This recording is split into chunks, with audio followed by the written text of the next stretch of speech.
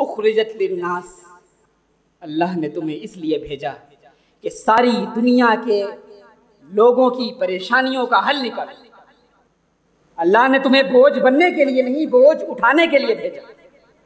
अब याद कीजिए, रसूल की वो जिंदगी, मक्का की सरजमीन है, एक बूढ़ी खातून चली आ रही है,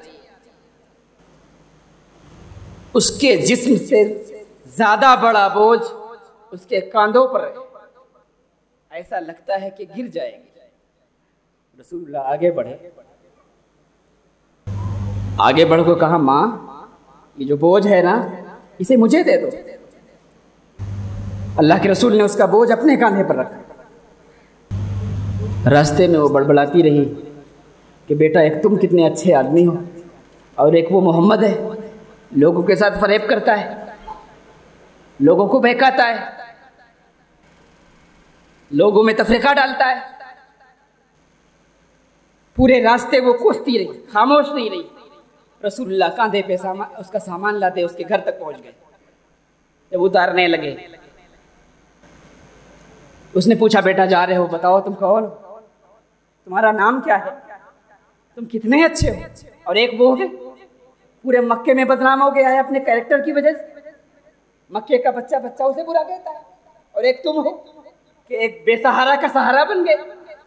एक बूढ़ी माँ का तुम जान पहचान भी नहीं थी, तुमने उसका बोझ अपने कांधे पे उठा लिया। तुम्हारा नाम क्या है? माँ, जिस मोहम्मद को आपने रास्ते पर बुरा भला कहा है ना, मैं वही मोहम्मद। जिस मोहम्मद के लिए आपने ये कहा है कि वो मोहम्मद पूरे मक्के में बदनाम है, मैं वही बदनाम मोहम्मद। मुझे ही लोग बुरा भला कहते हैं।